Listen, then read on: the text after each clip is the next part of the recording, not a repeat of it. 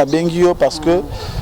temps est grave, comme j'avais dit que l'heure est grave, sauf que na bengio parce que en tout cas je suis tellement menacé papa Alvin, donc on a eu comprendre que même na mboka na biso na eu comprendre que msala nzamba anete. Ça je vous dis sincèrement parce que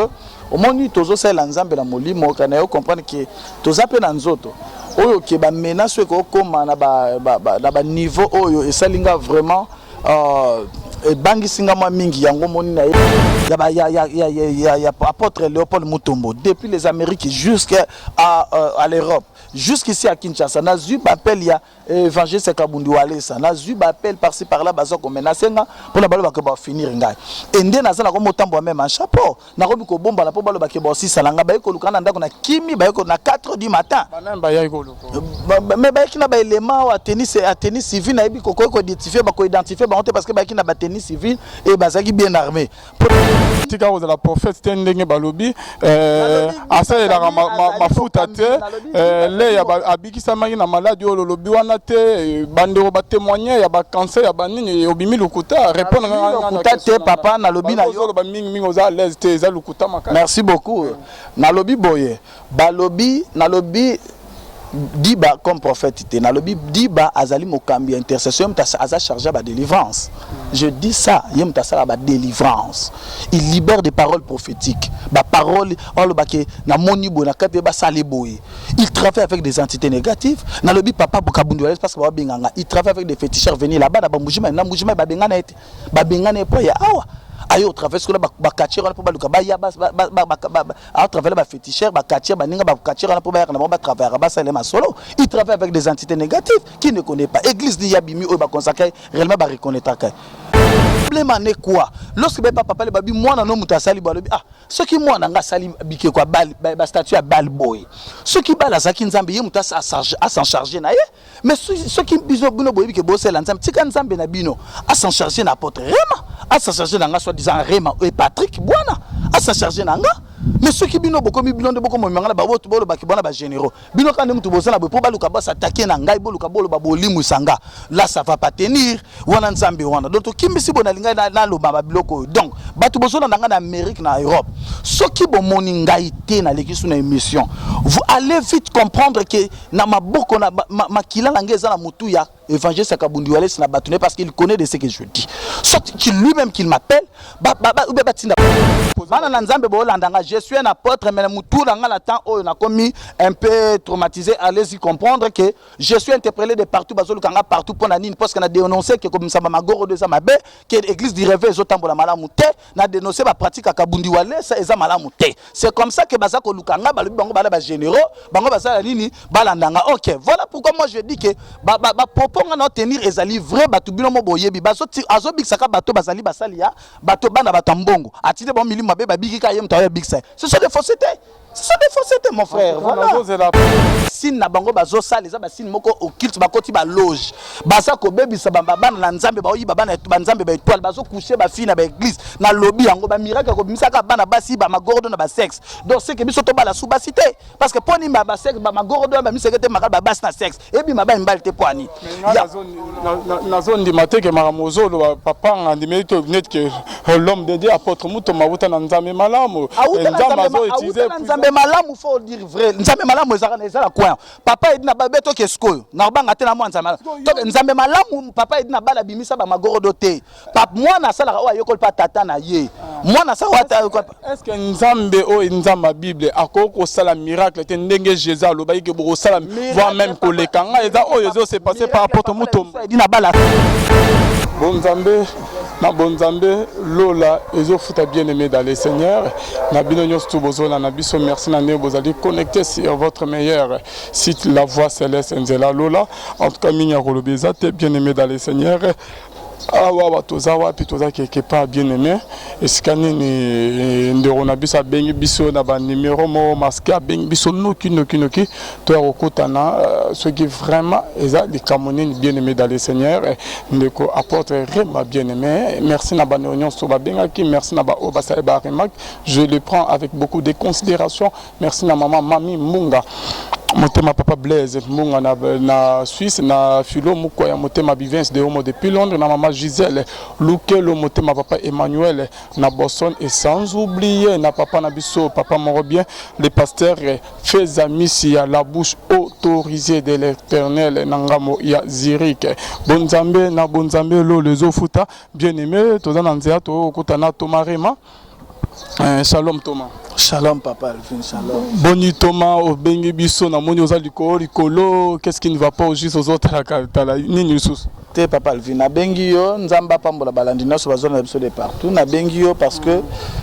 temps est grave comme j'avais dit que l'heure est grave, sauf que na bengi yo parce que en tout cas je suis tellement menacé papa Alvin, donc on a eu comprendre que même na mboka na biso on a eu comprendre que msala nzamba anete. Ça je vous dis sincèrement parce que au moni tozo sala nzamba la molimo kana eu comprendre que toza pe na nzoto oyo ke ba menace ko koma na ba niveau oyo et ça linga vraiment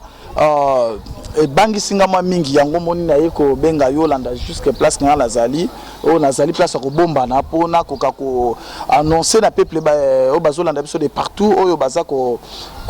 bazali blessé bazo mona ndenge baza ba mourir de l'évangile à mourir de Christ de leur Seigneur Jésus-Christ et qui va comprendre que les gens n'aiment pas la vérité qui est la personne de Jésus-Christ. Voilà. Ah. Mais apôtre tant on le dit yo ba c'est ba menace déjà c'est là ba arrestation yo nini du susu nini ce temps on ba non nambo na biso mosala nzambe zate s'il y a les faux yeba que il y a les vrais papa ba vrai serviteur ngana ndimi la baza na mboko papa na ngai ko ba bongote. Oui, je l'avais prêché na te ki on a Matthieu 13 ezali na ba parabole à ba sémence ya blé na ivre baza ba otika bango ensemble. Mais si je dis ça ezali slogan moko na lobi pour comprendre que ban lanza bazolanda biso de partout ba comprendre que si quelqu'un se reproche de quelque chose, si quelqu'un se manifeste na ba dire moko eza na propos na ye et à se manifester négativement pour la koluka ko faire peur ko faire périr am ya mutu pour la ko sela musala nzambe te. Donc c'est par là que je dirais en tout cas certainement il n'y a pas des hommes de Dieu parce que s'il y avait des hommes de Dieu, un homme de Dieu doit avoir la patience, un homme de Dieu doit avoir d'abord la maîtrise de soi, un homme de Dieu doit avoir le discernement, un homme de Dieu doit avoir la sagesse ya ko se manifester parce que nga na parler ba makambo on a annoncé qui na dénoncé qui plutôt ba sali o bazo pratiquer na ba magie na belé ou na vanda na bango. Mais vous savez na ba qui appartant par le prophète Denis Lessi. Na ba qui aza vieux auto vandi na to seulement makambo mingi bango no ba feu ba Jérémie ba Timothée qui so ba kufa. Mais le vieux m'avait appelé pour na koloba na ngai ko sala nga ba blanc moko za ki ko sala ngo te que je dois passer na ba aner ndenda ndenge koma ki wana pe ba yoko libérer nga na tiki. Mais na yoko annoncer encore problème ya babenga ki évangéliste Kabundu Walesa. Mais vous savez quand on a le bilango makambo nga na yoko vivre ya kosala nango te même yo ndongo zano yebi bazwa ko benga nga koloba ke bango ba kotiser na ba généraux baza ba neveu ba miso ba nièce ya ba généraux ba ko luka toujours ba faire peringa na yebi te so bolandi bemba mate ya apôtre Léopold Mutombo Kalombo c'est un vieux on na respectaka mingi mais na lobi na dénoncer parce que a komi ko sa ba pratique ba bana oyo ya baza ba aventurier ba rebelle ya ko bimisa bato ba biloko na banzoto par-ci par-là osomona apôtre Raymond Nanyango azolu qui sont suppona que bazolu qui sont au côté prison et pas banane nazui ba appel ya prophète Denis Lessi nazui ba appel ya bana o ya apôtre Léopold Mutombo depuis les Amériques jusqu'à l'Europe jusqu'ici à Kinshasa nazui ba appel ya évangéliste Kabundu Walesa nazui ba appel par-ci par-là bazo ko menacer nga pour la baloba que ba finir ngai ende nazana ko motambo même en chapeau na ko biko bomba la po baloba ke ba si salanga ba ko lukana ndako na kimi ba ko na 4 du matin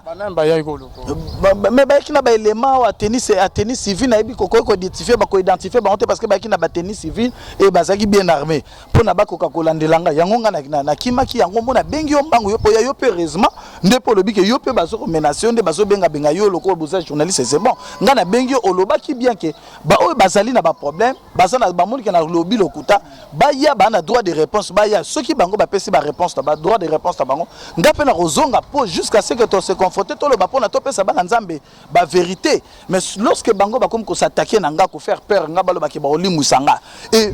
na lobino que même évangéliste prophète Denis Lessi. Je vous dis dans le bando sur mon vieux que je respecte beaucoup, mais le vieux ici utilise même les prophètes Boom Crash. Je cite les noms. Pour que ba comme Robin Nganga na matadi pour ba luka apesi prophète Boom Crash numéro pour que ba bengangai pour que ba landanga tona ya ba lo ba kyoto sam ça pour ba luka ba kanganga non je ne veux pas encore ba ya ko lukona na zo lukisa eza papa na biso kabuni wale ça papa muto moto Denis Lessi oji sezani bango nyonso basangani évangéliste kabundi wale ça ya sali ya ye groupe na ye bana na ye en fait abenginga ye morote ya benga te me batu na ye bazo benga ono ya évangéliste kabundi wale ça babengi na ba Colorado babengi par-ci par-là na mala ba numéro la ba WhatsApp na kotanga bango babengi pona koloba de n'importe quoi nga j'ai parlé na makambo o ezaki ya makambo o ba pratique ba osala so travailler na ba féticheur ba aropesa bana azobikisa toujours bana bana batambongo kotinda ba tité négatif pour que ba pesa malade ka ba obika kana nzela na ye j'ai parlé de tout ça na parlé na makambo le kaki et pas il y a yemoko nani prophète wala Gédéon on a parlé Babilo Kasaki na balé j'ai parlé de tout ça il paraît que Bilo Loba keza lukuta ya kabundi wale ça neni ko se mosala nzambe makamti na niveau ya bongo papozo ka succès tonde on a redécouvrir bando babenga baluki ke makamunyon sto lobi wana eza ya lukuta. Merci beaucoup papa nazo luka succès pour succès d'ailleurs na croyaka na succès parce que le succès dans la Bible mais pratique nango topé réalité nango ça provient du ténèbre parce que même je dirais si on expliquait même Moïse avait beaucoup de succès dans le bote Israël mais Christ lui avait piégé parce qu'il y avait qui très nerveux pour qu'il y ait Kana parce que ce qui Moïse a côté na Kana et il y a la base ba diviniser ba kazanza mais jusqu'aujourd'hui le peuple d'Israël batikal na ignorance dirait que Moïse va croire toujours na Torah ba croire na loi ya Moïse mais or le Christ était venu donc pour moi je dirais que na croire kana ngote na croire que na libérer évangile o ko croire nango c'est bon na sote na luka succès na mutuna singa mbongo te bana ba osiligate makamolo biso papa na ba wale c'est ça ya lokota wale ça c'est affaire la mafuta te atika robikisa le ya soki na nini te le ya dai na mbaso dai par avec paralysé te na babilo musu ya Gédéon eza ya lukuta ba makamnyon sto lobi wana donc tike diba na prophète te hein apôtre na lobi kende na répondre nga aux autres la boni makamolu kako komo kima na lobi boye mais yesu pe akima ki akende na Égypte c'est répondre yango na lobi boye na lobi soki bokena bandal botuna sur le prophète Gédéon ba koyebisa bino ce qui s'est passé en lui na vie na ye o mambe salama kindenga kendaki bon na ba pratique ezo salema et pas ya kabundi wale ça c'est pas ça ngana za wana na yo ko na dénoncer o ezali bana nzambe ba yoka ba vérité wana ba yeba ba kolanda musala nzambe nini ba sali ba pasteur mususu o ba consacrer bango kuna na pas saluer pasteur Albert Azana Espagne benginga lobi papa ba ko consacrer nga pa Emmanuel Lumu menga na bima na campus pour Christ bazaki biso na groupe ba benga biso évangéliste pasteur Albert na saluer na Espagne na numéro na ye mais tonga lobi ba biso na ye na poto na bandi ko sangisa batu ba sangande na osambela l'église comme mais muninga na ngwa yo memelange évangéliste prophète et big lumbu Emmanuel Lumbu et big prophète Emmanuel Lumbu tonga memeli ngai ayi bandi ote yo foka ba consacrer yo lorsque ba consacrer lobi mais makambo lobi na otala ba na ndenge atambola kama makambo belé ça melanga na comprendre que papa ça ne va pas tonga landi yo na la voix céleste na comprendre que papa makambo lo banga pe na mona kana santa en tout cas ni te papa na salani au moins que sungi nga na bise non conséquence ta basambeli no ba sambeli no ba prier na langue to ebite ni ba le ba porte Paul habitant mutazo sakola foye ba en langue foye ba interprète za la ba le banine mais tom so ba transmettre au sorcellerie tom so ba transmettre au mabe mais nzamba content tant ebike yo mo conviction no ebike ozo c'est la nzamba solo bango ta ba kota que entité négative nzamba check atena ki en compte mais le problème est au luka mentor oza solo parce que solo peut bazali mais bango tango ya lobi bongo esungi ye na l'accès na bi il faut que luka ba papa bo o sentir conviction yo moko ba mémoire influence te o bana ba pratique te mais ba oyo j'ai ma question on a la réponse la question na on dirait que mi question na papa mangama lukuto ko c'est là ki walesa yango na lobi ke na ko c'est walesa te atika aux la prophète te ndenge ba lobi asa la mafuta te le ya abikisa mangi na maladie o lobi wana te bandero ba témoigner ya ba cancer ya ba nini obimi lukuta répondre papa na lobi na yo merci beaucoup na lobi boye ba lobi na lobi Diba comme prophète nalobi Diba azali mokambi intercession aza chargé ba délivrance. Je dis ça, yem tasala ba délivrance. Il libère des paroles prophétiques. Ba parole on le baké na moni bo na kate ba saleboy. Il travaille avec des entités négatives. Nalobi papa bokabunduales parce que ba benganga. Il travaille avec des féticheurs venir là-bas na ba mujima ba bengana ete. Ba bengana po ya awa. Ayo travers que ba katier on pour ba luka ba ya ba à travers ba féticheur ba katier ba ninga ba katier on pour ba na ba travers ba salema solo. Il travaille avec des entités négatives qui ne connaît pas. Église ni yabimi o ba consacrer réellement ba reconnaître. Je vous dis ce qui est la vérité, toi yebi ba bon la vérité. Moi je dis la vérité. Problème est ça, bango pe ba ya pe ba ça ba droit de revanche. Ceux qui natali, bango ba so travailler na ba Belzebul. Ceux qui natali na lobina personne exemple oh ya il y a Gédéon la Bible. Le problème on a Gédéon la Bible pour pas benga Jérubal, c'était qu'il a renversé l'hôtel ya Bal. Tant a renversé l'hôtel à Bal. Le problème en est quoi? Lorsque papa le babi moi non muta sali balobi ah ceux qui moi nga sali bike quoi Bal ba statue à Bal boy. Ceux qui bala zaki nzambe ye muta à s'en charger na ye. Mais ceux qui biso bino boyebi ke bosse la nzambe tika nzambe na bino à s'en charger na apôtre Rema, à s'en charger na nga soit disant Rema et Patrick Bwana, à s'en charger na nga. Mais ceux qui bino boko mi bino de boko mo mangala ba boto bolo ba kibona ba généraux bino quand mutu bosala bo ba luka ba s'attaquer na ngai bolo ka bolo ba bolimu sanga là ça va pas tenir wana nzambe wana donc kimbisi bona linga na lo ba biloko donc batu bosona na nga na Amérique na Europe ceux qui bo moni ngai te na lekisu na émission vous allez vite comprendre que na maboko na makila ngeza na mutu ya évangéliste Kabundiwale na batune parce qu'il connaît de ce que je dis soit lui-même qu'il m'appelle et ça vous assure que là Kabundiwale ça montatina ki basoda au chrétien ba pasteur et est-ce que ça vraiment papa Kabundiwale ça mosala nzama ko kanisa combien ba finge ba lobela ma ba kanisa bango te corrompa bango.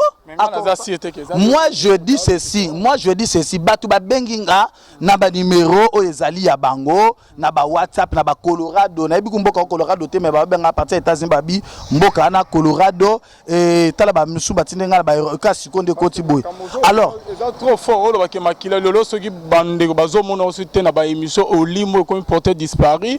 au kufi makila no eza na muto awale ça c'est pas normal habite to yamba non to kana peut-être ça peut ka ba makambo ngo to yamba non pardon to yamba non allô allô allô oh là là allô et quand tu babenga na France na habité maman ngo nani donc problème ngeza que ngana zolo ba vérité à reconnexion donc ça problème connexion que cause a bande au mususu yozo ba keza Kabundiwale ça bana bazan famille bazan batika na idée moko yo za na confirmation te ke ye mutazo lukiso bango mutu atina ki ke bambila ba ya kuluka non zela non allô allô allô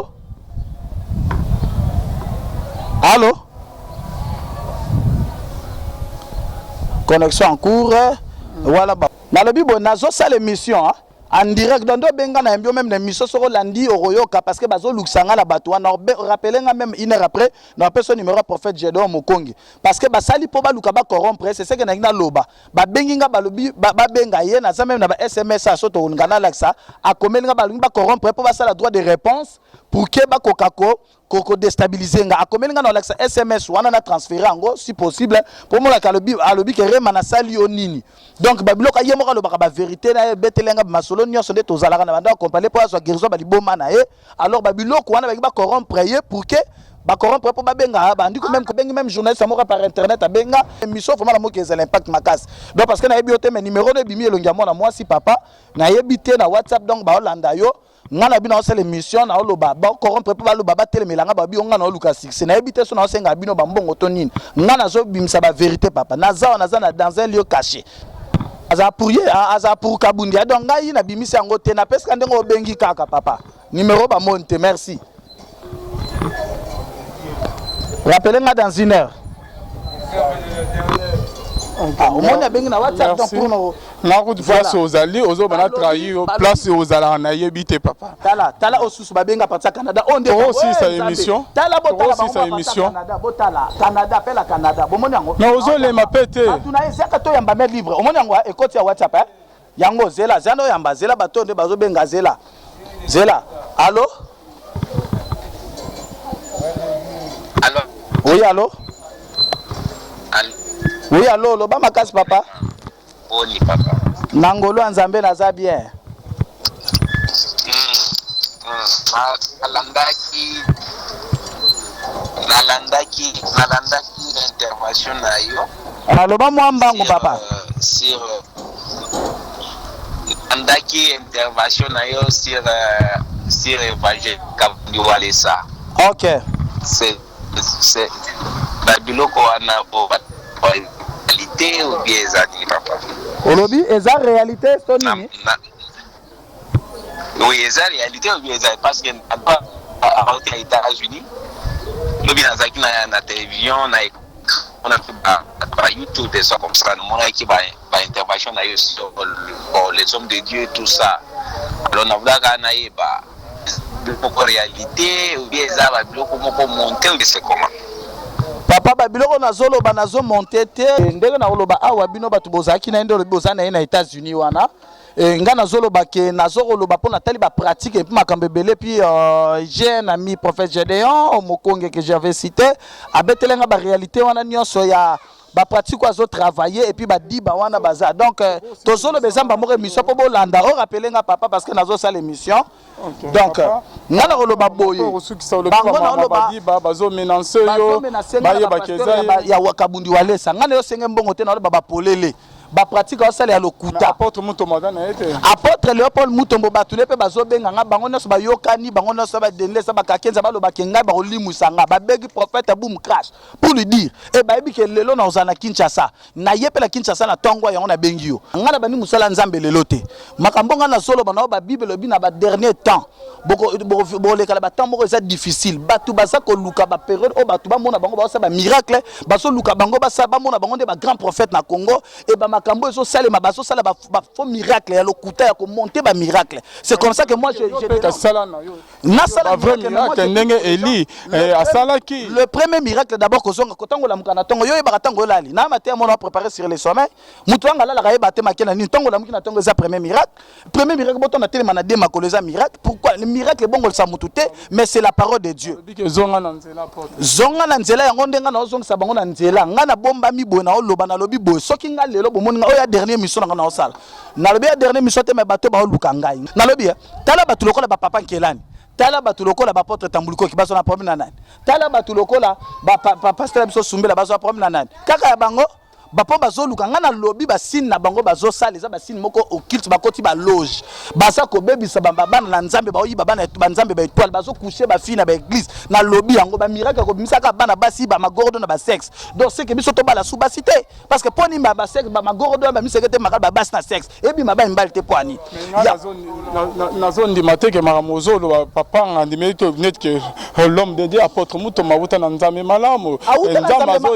nzambe malamu faut dire vrai nzambe malamu ezala coin papa edina babeto keskoyo na banga te na mwa nzambe to nzambe malamu papa edina bala bimisa ba magorodo te papa mwana sala wa yokol pa tata na ye mwana sala est-ce que nzambe o nzamba bible akoko sala miracle te ndenge Jésus aloba ke boko sala voire même kolekanga eza oyo zo se passer par apôtre Mutombo edina bala sala to mona mutu pene katana to ka basolo asimbi mutu azongisi bo mutu aseku to mona bakoka batamboli to mona ba porte évangile sonika futa tamusa bakoka normal ba aveugle e bongo oya kotamusa magorodo ka babimaka misele kete ba nioka problème ni na Mutombo na papa Mutombo OK il est très considéré à qui nous avons beaucoup de respect considération un peu na papa pasteur Walesa papa moro bien au juste baza ba vie na nga na sakala bango mais c'est du mensonge baba bon pourquoi bazolanda nga ba bomanga pourquoi ba ko funda bango bala ba généraux na tambona je suis piéton ba msu ba bengi nga balobi kombo nga Patrick mais Patrick papa nga mta botinga do ba yebi nga parce que ba yebi Patrick parce que wana mais bango mo ba benga nga rema OK apôtre na bano bazola ambition de partout nga nazo sala ba investigation na yeba soki ke ezali pasteur Walesa to pasteur Mutombo azolukisa yo pe Alvin yo mo reposo kima parce que ba olukisa bana na nzambe bo landanga je suis un apôtre mais mutu nga na temps oyo na komi un peu traumatisé allez-y comprendre que je suis interpellé de partout bazolukanga partout pour na nini parce que na dénoncer que comme ça magoro de ça mabe que l'église du réveil ezotambola malamu te na dénoncer ba pratique à Kabundi Walesa eza malamu te c'est comme ça que baza ko lukanga balobi bango bala ba généraux bango baza nini balandanga OK Ok, voilà pourquoi moi je dis que propos on tenir ezali vrai batu bino mo boyebi baso azo big saka bato bazali basalia bato bana batambongo atite bon milima be babiki ka yem tawe big sai. Ce sont des faussetés. Ce sont des faussetés mon frère. Voilà. C'est la papa na biso na ouvert. Il moninga lisute ba ke makila na ngeza la mutu ya prophète Denis c'est camarade nanga. Ngamo na lobi abenga ngai mo abenga nga timidenga basa basanga na ba mutombo kalomo na ba kakenza po ba luka ba limusanga na mwana batu. Nzambe langa osambisa bango pa kutana bango. Amen. Est-ce que bango ne bazo luxo ba wale sa ba Denis ba mutu ba benga Denis c'est mo ka benga. Yemo mta wale sa mutu mota na lobi papa ba nzambe ba wale sa mutu mota o ba benga ba benga bazo ya na ba États-Unis na ba kola ba benga c'est fini on a lobi boye ba déjà ngwa mettre côté évangile en nzambe. Merci beaucoup papa. Bonzamé les propos tenus dans cette émission d'engage qui est son propriétaire qui est apôtre Rema bien-aimé dans les Seigneurs biso toza au milieu du village tozo sa musala na neto ye pas apôtre Rema so bo bengi biso toroya bien-aimé dans les Seigneurs toza wana bonzambe lo les ofuta simana to bake nzama bo to kwaye wa pelongo na Jonathan Mukwaya réellement na mukeme mayele belé nzama lola amona bino bien-aimé dans les Seigneurs en tout cas bo prier biso tout nzama lola ko mona bino pelo le ofuta bino simana to bake nzama bo to kwaye lisusu owapi. Merci.